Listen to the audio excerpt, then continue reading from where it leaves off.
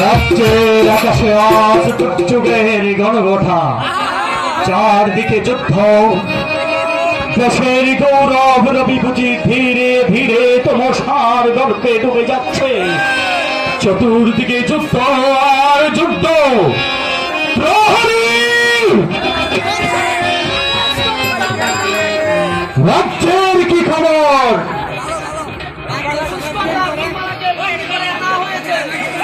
বেশ করেছ, শাহজাদির বিয়েটা আগে হয়ে যাক, তারপর আমি ওই মেয়েকে জীবন্ত কবর দেব।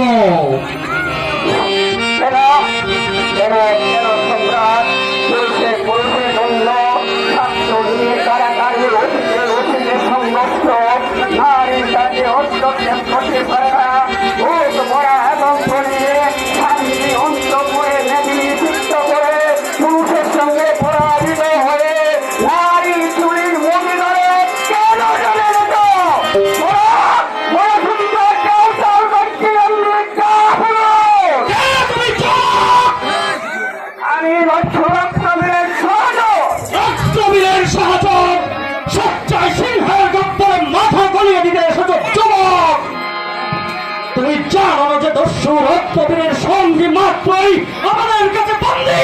শুনেছো, কিন্তু নারীর প্রতিও কি তোমাদের এই আদেশ? নারী পুরুষ আবল বৃদ্ধের বিচার নেই। দস্যুরা এদেশে এসে রাজ শক্তির বিরুদ্ধে মাথা তুলেছে। হাজার হাজার দস্যু, একজনকে ঘরে ঘরে যেতে হবে না। বেশ, আমাদেরকে বন্দী করো, আজন্ম কারারুদ্ধ করে রাখো, কিন্তু যে নারীকে তোমরা বন্দী করেছ তাকে মুক্তি দাও। মিথ্যার কথা, তোমার নারী অবসর কারাগারে নেই।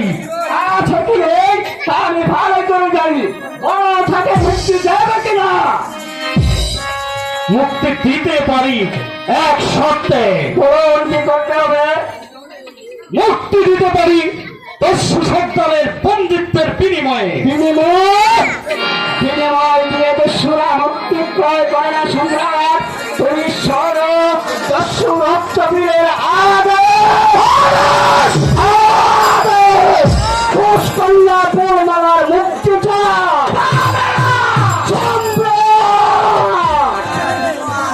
তুমি জানো না যে লঙ্কার রাজা দশরথ একদিন ভারত গ্রহণের লঞ্চনার ফলে সব বংশে ধ্বংস হয়েছে।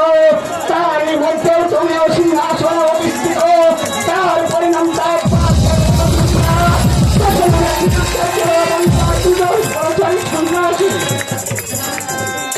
আর তোমার বিরুদ্ধে দস্যু রক্তবীরের পঞ্চদশ অঞ্চলে সপ্তম সম্রাট নারীর দীর্ঘশ্বাসের পর সিংহাসনে